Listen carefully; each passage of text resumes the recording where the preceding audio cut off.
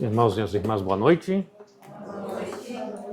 Parece outra casa. A última vez que eu estava aqui, que eu estive aqui, não estava tão bonita assim, né? Só as pessoas, né? As pessoas continuam bonitas como sempre, né? A casa agora tá um espetáculo. Parabéns aí aos trabalhadores, né? E os frequentadores, né? Que possamos reconhecer nesse trabalho que os irmãos fazem aí uma prova de uma declaração de amor, né? Uma declaração de amor para nós que frequentamos a casa espírita, quando a gente chega e vê que os trabalhadores organizaram tudo direitinho para nos receber. A gente roga um amparo do alto também, para que o pão do Espírito possa ser distribuído, nós possamos retornar aos nossos lares melhores do que quando aqui chegamos. É essa a proposta. Também agradeço a casa pela oportunidade que nos dá. É sempre um privilégio, uma honra rever os irmãos e também uma grande responsabilidade trazer alguma coisa que a doutrina espírita nos traz nesse propósito de tornar o nosso fardo mais leve, o nosso jugo mais suave. Para a noite de hoje, nós escolhemos falar sobre o livre-arbítrio. Seria quase uma continuação, pelo menos ligada, à nossa última conversa. Uma vez que eu estive aqui, nós conversamos sobre os anjos guardiões, ou anjos guardiães. São os nossos conselheiros, os nossos amigos mais próximos. Mas o fato deles nos darem conselhos não quer dizer que a gente aceite. E aí aparece o tal do livre-arbítrio. O livre-arbítrio nós vamos encontrar as explicações oportunas que os Espíritos nos trazem no capítulo 9, terceira parte do livro dos Espíritos. Então, no livro dos Espíritos, a terceira parte trata das leis de Deus, as leis morais. Esse capítulo 9 trata da lei de liberdade. Para quem não sabe, nós somos livres. E tem uma liberdade específica que nós temos, é a liberdade de escolha. Não é uma liberdade diferente, é uma liberdade, na interpretação de alguns, é uma liberdade interior. Enquanto a lei de liberdade, no genérico, ela trata da liberdade que nós temos para com o mundo, para com os outros, e os Espíritos lá vão pontuar. Liberdade plena nós não temos. Quem não se apercebeu disso, né? Nós não temos liberdade plena. Diziam os Espíritos que a liberdade plena ela seria próxima daquilo que vive um eremita no deserto. Como está cada vez mais difícil não encontrar gente no planeta, que a gente encontra gente em tudo que é lugar, os Espíritos nos dizem que onde tem mais de uma pessoa já não existe plena liberdade, porque a nossa liberdade vai até onde começa a liberdade do outro. Então, temos a limitação dessa liberdade externa, a liberdade de convívio, e essa liberdade, ela vem se refletindo, né? Na lei dos homens, as leis dos homens, a nossa lei civil, lei penal, lei comercial, ela está evoluindo no sentido de se aproximar das leis de Deus, dessa lei de liberdade. Mas o livre-arbítrio ele tem a ver com a nossa liberdade interior, nossa liberdade de pensar. Diz que para pensar não há como pôr peias, não há como bloquear, não há como impedir a pessoa de pensar.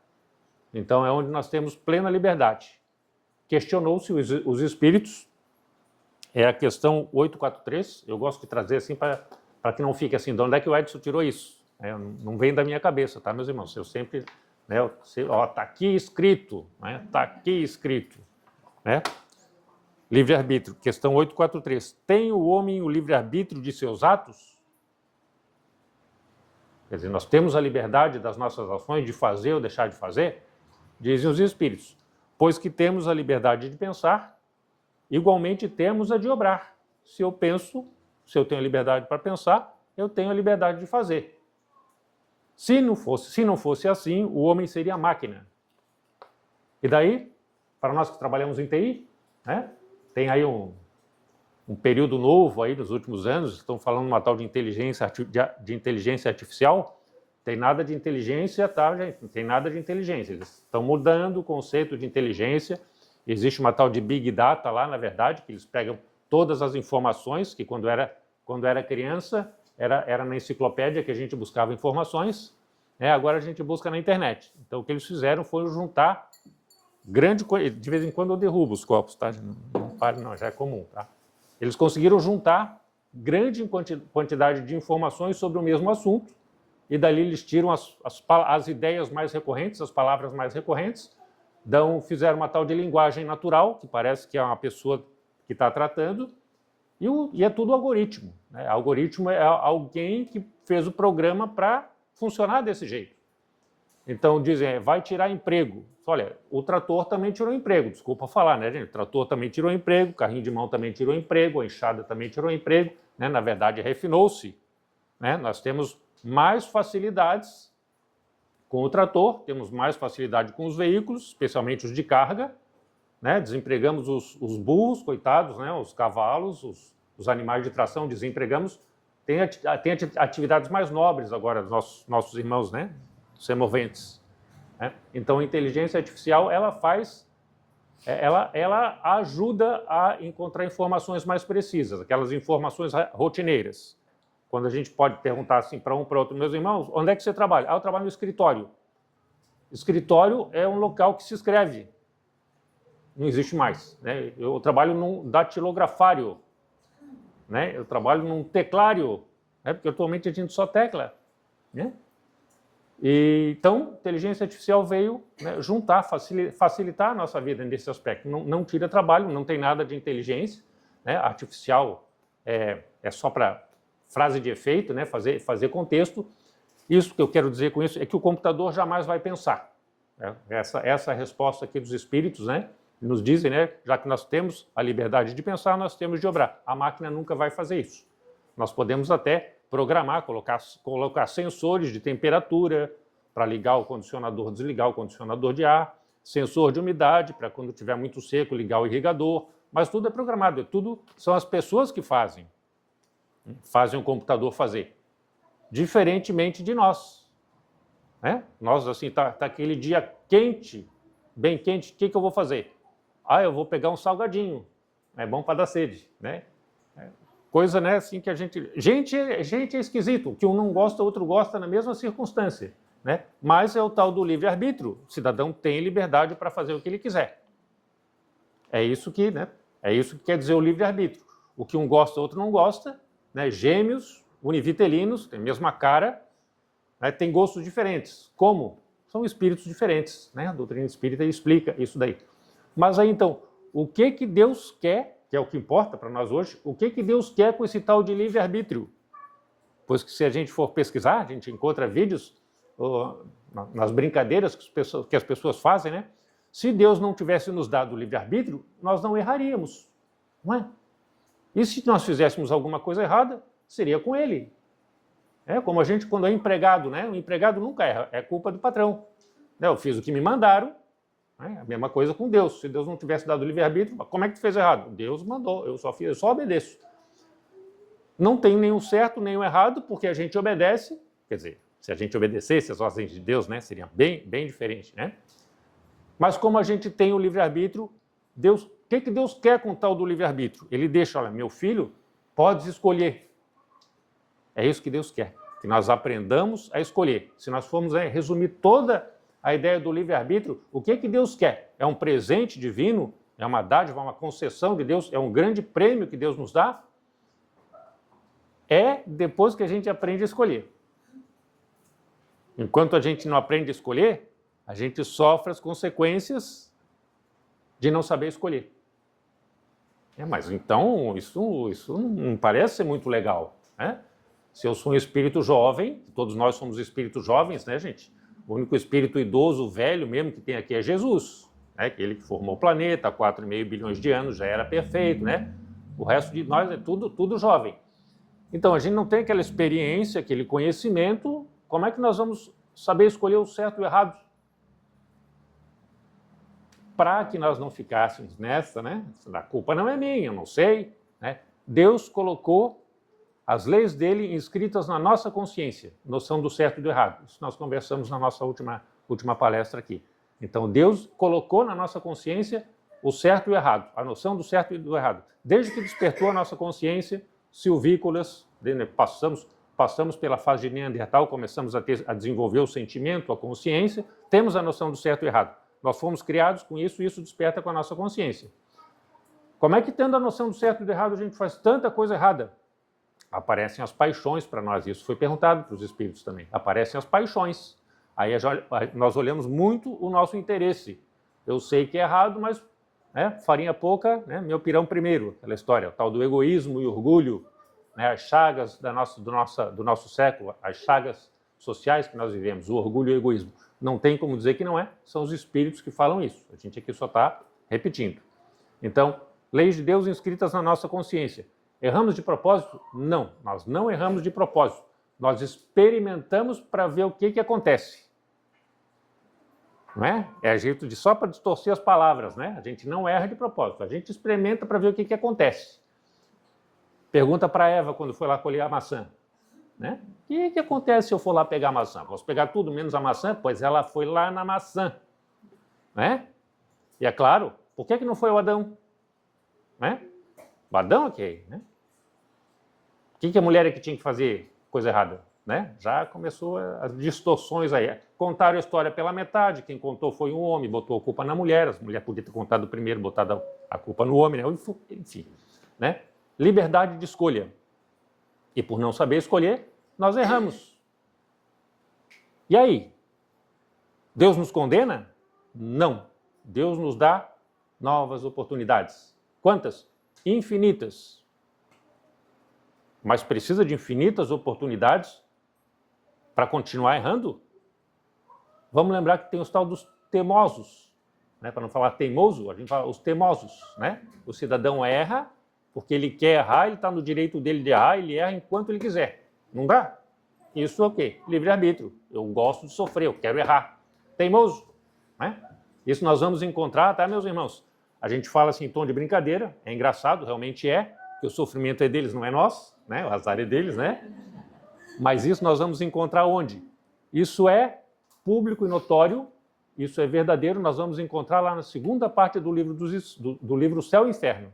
Tá? Nós trouxemos como subsídios para conversarmos na noite de hoje, segunda parte do livro Céu e Inferno, onde nós temos depoimento dos espíritos. E lá cada espírito, né? Allan Kardec, ele, dentre os milhares de depoimentos, milhares de comunicações mediúnicas que teve, conversas com os espíritos, ele escolheu os mais representativos de cada categoria.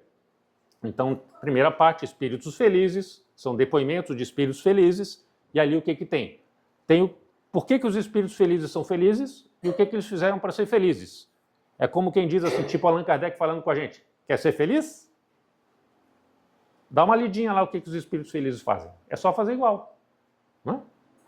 Tá lá? Por que a gente não faz? Ah, tá tão bom onde a gente está, né? Tá tão bom. Nós estamos na segunda categoria, tá, meus irmãos? Os espíritos em condições medianas. E aí o substantivo para espíritos em condições medianas, o substantivo, né, é o tal do acomodados. É a nossa situação, nós somos acomodados. Assim somos classificados pela tal da inteligência artificial, porque a gente deu uma pesquisadinha lá, olha, dá uma juntada ali, o que acontece, né, com aqueles espíritos lá que dão depoimento, só que a gente quer, do depoimento dos espíritos, extrair, né, o que faz, o que eles fizeram do livre-arbítrio deles para estarem ou na condição de espíritos felizes, ou em condições medianas, ou espíritos sofredores e criminosos arrependidos, ou suicidas, ou espíritos endurecidos. Como que eles no uso do livre-arbítrio deles permanecem ou estavam naquela condição? Isso é muito interessante para nós, meus irmãos, porque nós podemos nos situar, podemos nos colocar na situação deles, buscar a tal da identidade. Com qual que eu me identifico? Com quais que eu me identifico? Na verdade, eles já rotularam a gente, nós somos aqueles acomodados. Né? Não éramos, hoje a gente é espírita, a gente está estudando, né? É um diferencial, tá? Seguramente é um diferencial. Porque dentre os requisitos para o uso correto do livre-arbítrio está o conhecimento. Né? Como é que eu vou escolher se eu não sei o certo e o errado? Fácil, pergunta para o Google. Né? Hoje está fácil, né? É certo ou errado? Mais certo ou mais errado? Pergunta lá para o Gemini, né? Para o ChatGPT, certo ou errado, pergunta e tira as suas conclusões.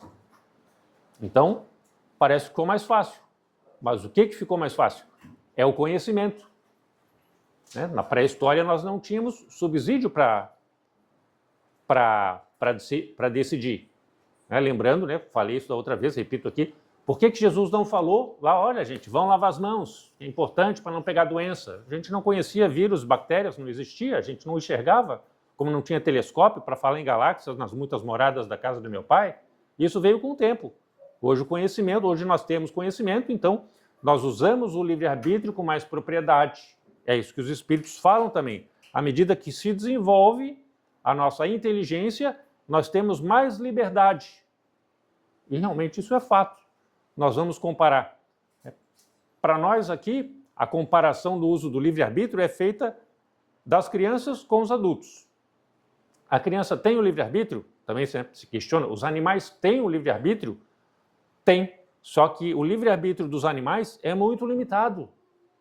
O bichinho lá escolhe se ele quer brincar, se ele quer dormir, se ele quer comer, se ele quer vir incomodar para ganhar um passamão, um carinho. Tem o livre-arbítrio, mas é muito limitado.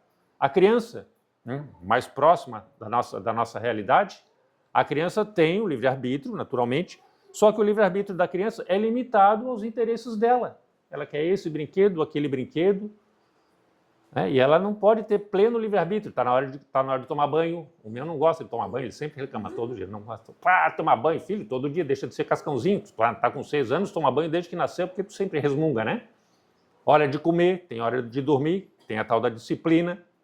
Falei, não está satisfeito, meu filho? Reclama para o papai do céu, não fui eu que fiz isso.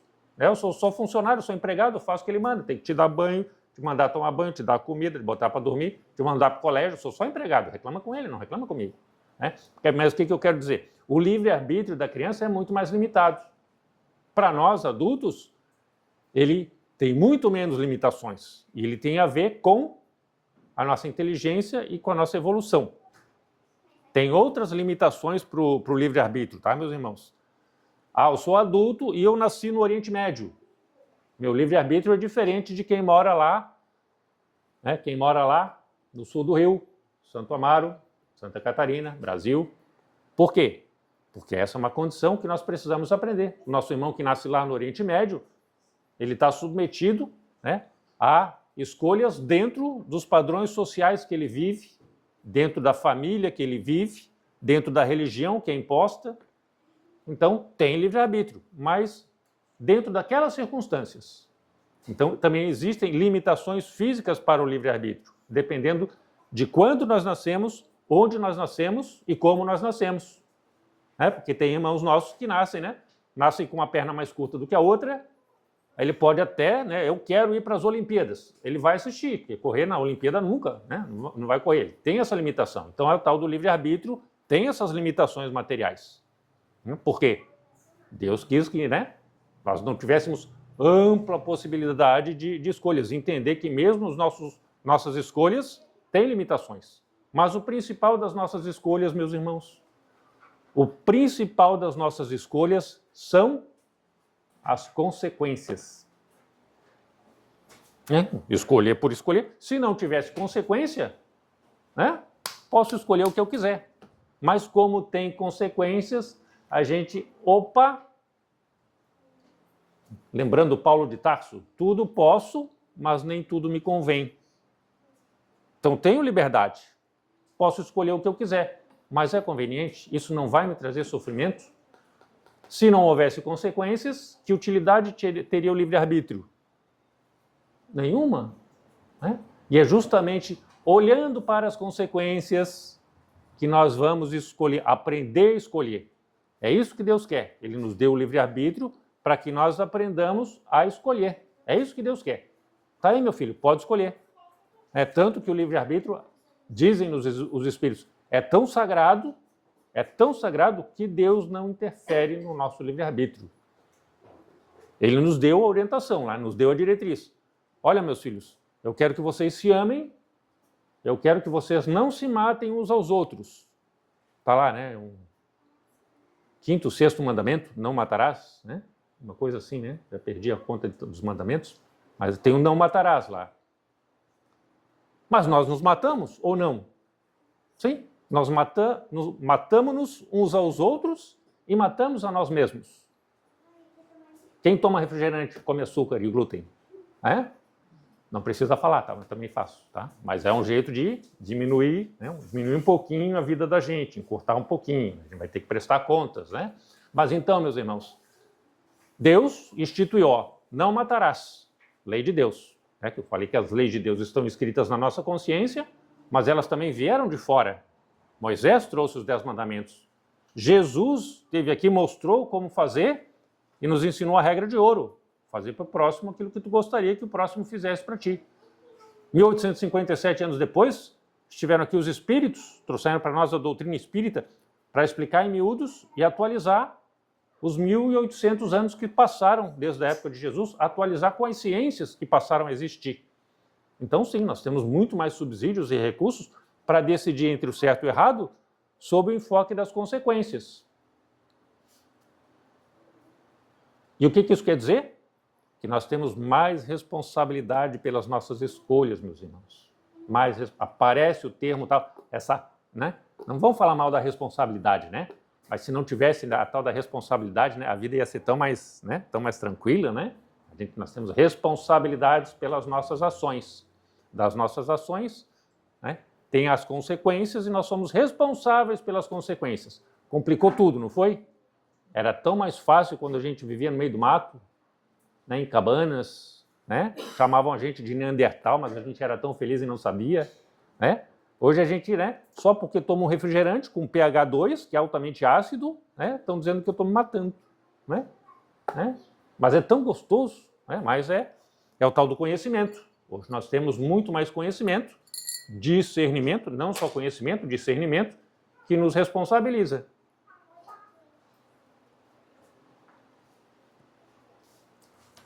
Nós podemos até brincar com isso, meus irmãos, né? Porque tem situações engraçadas, né?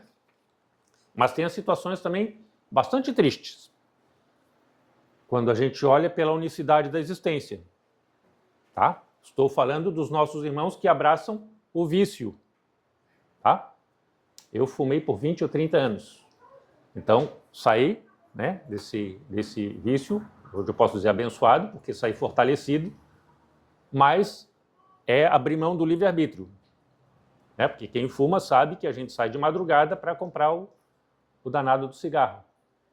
Sai de madrugada de casa, acabou o cigarro, tem que sair para comprar. Então nós abrimos mão do nosso livre-arbítrio, né? Eu entrego o meu livre-arbítrio para o vício, e o vício faz o que quer comigo, né? Me leva para cá, me leva para lá, me acorda de madrugada, me faz sair de casa para sustentar o vício. Então, eu abro mão da minha liberdade e me torno escravo. No uso do meu livre-arbítrio, eu posso abrir mão da minha liberdade. Eu posso optar, usando o meu livre-arbítrio, eu posso optar por ser um viciado, ser um escravo de alguma coisa da matéria, porque tem inúmeras situações de vício. Estou falando dos mais simples, os vícios materiais, tem os vícios morais, tem os vícios mentais, tem as viciações, né? Aquelas manias que nós trazemos de várias reencarnações, a avareza, o egoísmo, né? São viciações do pensamento. Vamos dizer, acabamos nos tornando escravos disso que nós optamos deliberadamente, porque foi escolha nossa, é escolha nossa. É fácil sair? Não estou dizendo que é fácil sair, mas nós vamos sair. Por quê? Nós fomos criados simples e ignorantes. Tudo nós temos que aprender.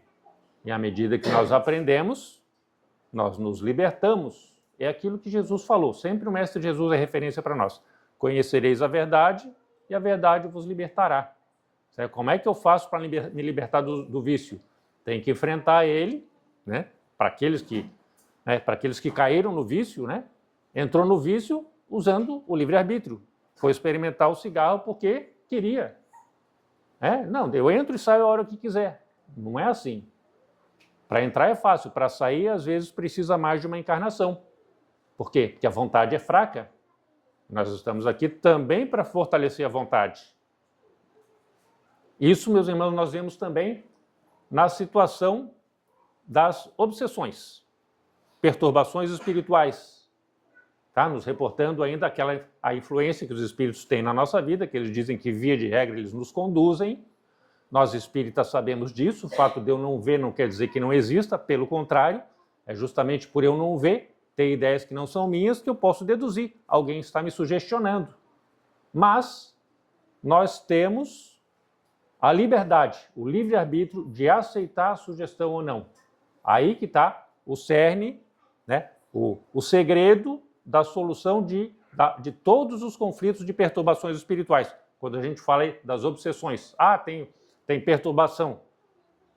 O cidadão é vítima? Não existem vítimas, tá, meus irmãos? Não existem vítimas, como não existe sorte, não existe azar, existem consequências. Então, a pessoa que deliberadamente opta por ceder às sugestões do mal, ou ceder às sugestões de espíritos inferiores, ou ceder à influência de espíritos mais jovens do que nós, que nos sugestionam para as coisas materiais, para voltar a nossa atenção para as coisas materiais, para alimentar o egoísmo, a ganância, a avareza, o orgulho, a vaidade, são sugestões de espíritos mais jovens, inferiores, malignos. Mas a decisão é nossa. E a gente até usa a redundância, a decisão final é nossa, porque às vezes a gente decide e não faz. Né? Quando nós fazemos, né? Fiz sem pensar, mentira. Fiz por impulso, mais ou menos. Né? Isso está dentro da gente. Né? Todas as reações, né, para que lado tu pula? Né? Tu pode não ter pensado muito, não pode não ter pensado o suficiente, mas alguma coisa te moveu para aquela situação. Foi influência espiritual. Tu aceitou porque tu quis. Porque se nós temos influências para o mal, a influência mais forte é para o bem. Porque o bem é muito superior ao mal. Né? Se os irmãos que estiveram aqui lembrarem da figura dos anjos guardiões, são espíritos que moram nos mundos superiores. Eles já passaram por tudo que nós estamos passando, sabem enfrentar tudo que nós estamos enfrentando, têm a solução para todos os nossos problemas. É só nós escutarmos. Eles estão nos mundos superiores em sintonia conosco, né? Pelo tal do smartphone espiritual. Né? Então, tudo eles nos aconselham. Se eu não escuto o conselho dele, é porque eu não quero. E eu estou no meu direito, é o meu livre-arbítrio. Né? Se a Eva pôde pegar a maçã, né, por que eu não posso fazer uma coisinha errada também? Não é? Só que tem consequências. Na hora que começa a arder, né? Ai, meu Deus, me ajuda. Tá bom, meu filho. Então, tenta de novo. Né? Agora, tenta de uma forma diferente. Pelo menos. Não se faça de teimoso. Quem teima na situação vai continuar sofrendo as consequências do mesmo jeito. Né? Experimenta de outra forma. É essa a resposta de Deus com a reencarnação, tá, meus irmãos? Porque às vezes a gente deliberadamente estende os nossos erros, os nossos equívocos, por toda uma vida. 50, 60, 70 anos, ou até os 20, até os 30, para esses nossos irmãos que desencarnam mais cedo no crime. Foi a opção deles, o livre-arbítrio deles. As condições do meio propiciaram, mas a decisão foi deles, a escolha foi deles, o livre-arbítrio foi deles, para que eles tenham o mérito também de fazer o bem quando optarem por isso. E agora, que passaram 20, 30 anos no crime, desencarnaram no crime? Por opção deles? Castigo eterno? Não, jamais. Deus, que é perfeito, sábio, infinitamente bom e justo, inteligência suprema, criou a reencarnação. Né? Volta, meu filho, e tenta de novo. Essa é a prova do meu amor por ti. É a declaração de amor de Deus por nós, os filhos muito amados dele. E ele quer que nós nos tratemos dessa forma também. Caso prático, meus irmãos, para ilustrar a situação, nós vamos ver, e dá para analisar as nuances, várias nuances, no livro Ação e Reação. Né? Melhor não tem, né? Livre-arbítrio, causa e efeito, consequências, responsabilidades, livro Ação e Reação. É um livro que foi ditado pelo espírito André Luiz para o nosso saudoso Chico Xavier. Lá no capítulo 18 ou 19, mas deve ser o capítulo 18, tem a história das desencarnações coletivas. Afunda um navio, morre todo mundo, cai um avião, morre todo mundo. E aí lá no capítulo 18 cai um avião, está lá André Luiz e o Hilário, eles recebem a notícia lá numa colônia espiritual que pediram socorro para socorrer 6 dos 14 desencarnados, tudo tem história, né? Mas por que só 6 dos 14, né? Não é para socorrer todos? Não, 6 estão em condições, os outros ainda precisam ficar lá mais uns 2, 3 dias lá. Tem uns que nem morreram ainda com a queda do avião, então, né? Cada caso é um caso. Eles dizem que a tragédia, entre aspas, né? A desencarnação, né? A morte, o acidente é igual para todos. mas a morte é diferente para cada um. Olha que interessante, né? Nós morremos como nós vivemos. Então, não existem duas desencarnações iguais. Existem as desencarnações, as fases da desencarnação, que nós encontramos no livro do Ernesto Bozano, A Crise da Morte. Todos vamos passar lá por 20 situações, mas cada um encara de um jeito. Tem uns, né? Chega lá, Edson, tu morreu. Ah, que bom, tô livre. Ai, saí desse planeta. Maravilha. Né? Outros, né? Edson, tu morreu. Não, pelo amor de Deus, eu sou muito novo. Eu quero ficar muito tempo. Tem uns que já mais escandalosos, assim, né? Cada um. A morte é a mesma, né? Uns são mais tranquilos, outros, né? Nem sabe que morreram, né? A gente que trabalhou já em reuniões mediúnicas, né? Os irmãos sabem que trabalham, conversam com os espíritos. Tem muitos irmãos nossos que chegam que não sabem que desencarnaram. E por delicadeza, sutileza, amor ao próximo, a gente não diz, meu, tu morreu. A gente não fala assim desse jeito, né? Diz, olha, meu irmão, as coisas estão um pouquinho diferentes, já percebeu, assim que tu fala, as pessoas não te dão muita bola, né? Aquela conversa sutil, né? Eu estou desconfiado que alguma coisa mudou. É por aí mesmo, né? Olha aí, tem uns caras de branco aí perto de ti, estão sorrindo, né? Vai com eles vão te dar, né?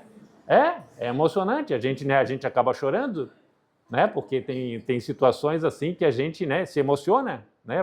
O cidadão chega no mundo maior, chega no outro plano, né? Se ele já chegou no centro espírita é porque ele tem méritos, né, de ser encaminhado, porque muitos desencarnam e ficam perambulando por aí.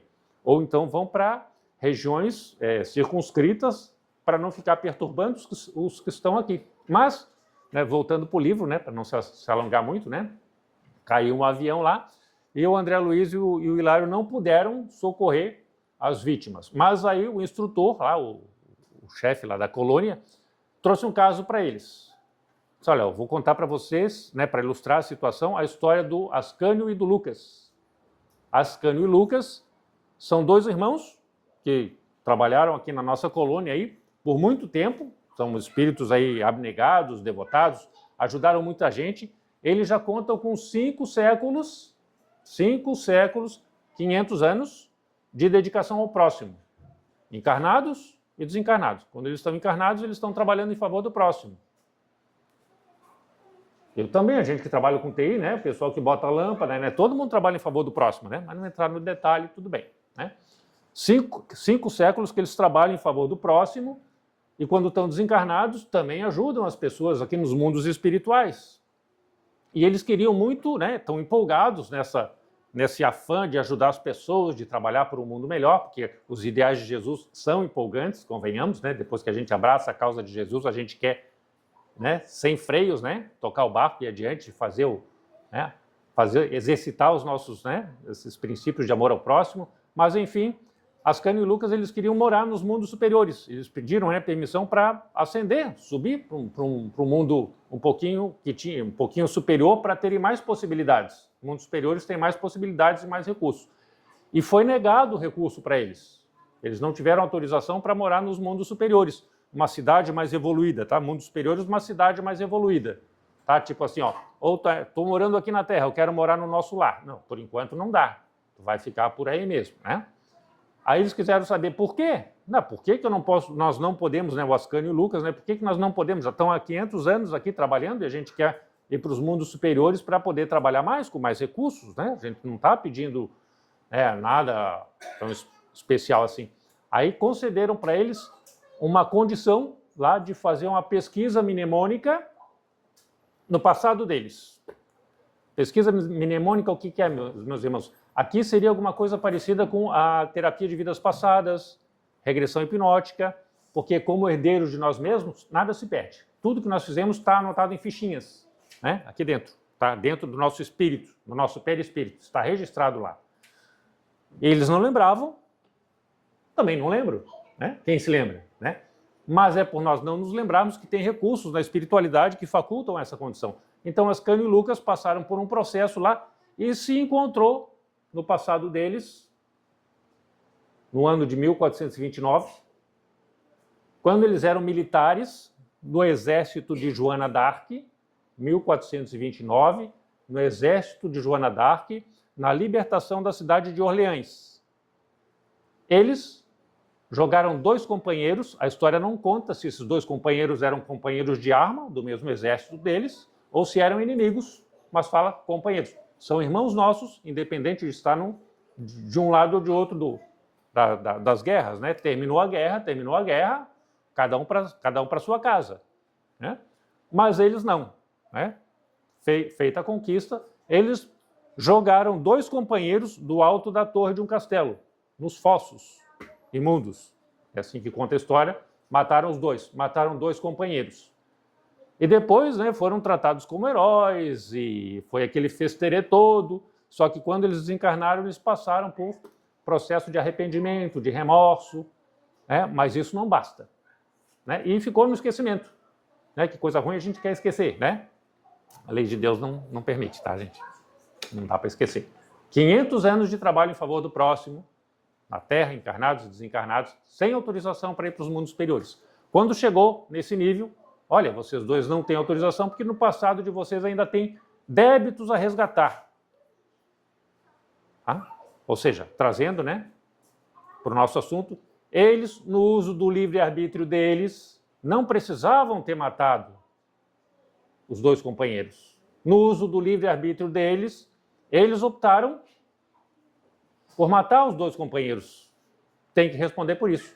Consequências. Tem consequências. Por mais remota que tenha sido o fato, 500 anos para trás, depois fizeram um monte de coisa boa. Se arrependeram, não deviam ter feito. Maravilha. Faltou o quê? Resgate e reparação. Não basta o arrependimento. Resgate resgate e reparação são 2 das 3 fases. A primeira é o arrependimento. Resgate e reparação. São as 3 fases que precisa. E aí perguntaram, vocês querem continuar investigando o passado de vocês? Não precisa. Tá bom assim. Vamos resolver, já queremos resolver essa situação. E aí eles optaram, e aí que existe o livre-arbítrio verdadeiro, que os espíritos falam para nós, eles optaram por reencarnar em trabalho e missão espacial, não, trabalhar com aviação, não é aeroespacial, é aero alguma coisa, tá? Optaram por trabalhar na aviação civil, comercial, militar, optaram por trabalhar na aviação, e eles iriam desencarnar da queda de uma aeronave, como alguém que é jogado do céu, de uma torre e que cai no fosso. Então, eles optaram por esse tipo de desencarnação, para buscar sofrer as consequências daquilo que eles fizeram há 500 anos, em 1429. Ainda vai faltar reparação, mas por reparação eles já fazem muitas coisas boas, né? Então, mas, né, que a gente pode esmiuçar essa questão. Eles jogaram os companheiros lá do alto da torre do castelo porque estavam sendo obsidiados. Eles aceitaram a sugestão, podiam não ter aceitado a sugestão. Mas se eles são 2, um teve a ideia primeiro. Tá, mas o outro aceitou a ideia dele. Então usou o livre-arbítrio para aceitar a sugestão maligna do outro. Eles não decidiram junto ao mesmo tempo. Um teve a ideia, vamos jogar esses 2 aí lá para baixo. Né? Vamos. Né? Não importa. O mal é sempre o mal. Com ou sem sugestão. O fato é de que nós aceitamos as sugestões malignas, a responsabilidade é toda nossa. As consequências somos nós que vamos sofrer. Então, o que Deus quer com isso? Deus quer que nós aprendamos a escolher, meus irmãos. E nós passamos por esse aprendizado desde a hora que nós acordamos até a hora que nós vamos dormir. Se eu vou sair pelo lado direito da cama, se eu vou sair pelo lado esquerdo, se eu vou sair com o pé direito, com o pé esquerdo, com os 2 pés, que horas que eu vou sair da cama, o que eu vou fazer primeiro, tudo é processo decisório. Por quê? Nós estamos aprendendo a decidir.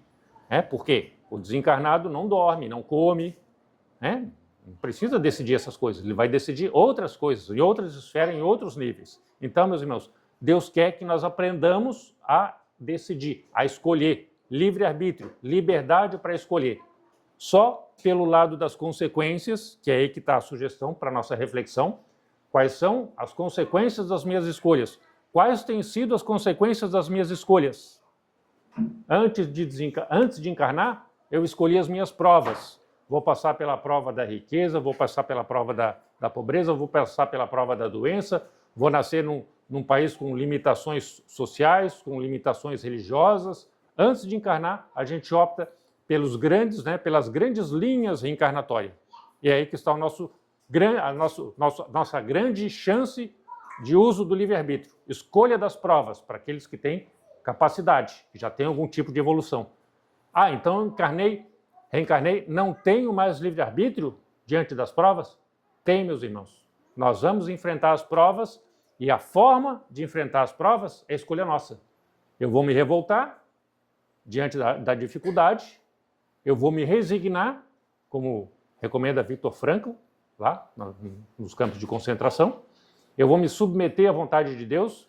Senhor, sou tua criatura, tu me destes, tu me criastes, seja feita a vossa vontade. A exemplo do que ensinou Jó, quando saiu da riqueza para a pobreza, para a miséria, continua agradecendo a Deus. Então nós estamos aqui para passar por todas as provas que nós escolhemos antes de encarnar. Lá nós usamos um tipo de livre-arbítrio. Aqui o nosso livre-arbítrio consiste em escolher como que eu vou enfrentar essas dificuldades. Agradecendo a Deus pela prova que me faz subir, que me faz crescer, que me faz aprender, que eu preciso dessa prova. Agradecendo a Deus pelo resgate dos erros que eu cometi, como Ascânio e o Lucas fizeram, nós também fizemos. Resgate, vou me revoltar, vou me rebelar, vou me submeter, vou me resignar. A forma como nós vamos enfrentar as situações é do nosso livre-arbítrio, meus irmãos. Nós é que vamos escolher. Vamos entender que Deus é Pai, Deus nos ama e tudo faz em nosso benefício, especialmente essa joia, essa dádiva de nos dar o livre-arbítrio, em especial pelos momentos que vão se seguir aqui na nossa sociedade. Estamos próximos aí, Esse mês é o mês do Carnaval, vamos ter o Carnaval, em que acontecem muitas escolhas equivocadas, com consequências danosas por algum tempo e às vezes para toda a vida, tá? Vamos ter em mente que a nossa vida depende de nós, somos herdeiros de nós mesmos, assim que Deus quis, por muito nos amar. Agradeço a atenção dos irmãos, a possibilidade de estar com os irmãos, a possibilidade de trazer algum tipo de reflexão, Espero que os irmãos tenham algum proveito para as coisas que foram tratadas na noite de hoje aqui. Muito obrigado pela atenção.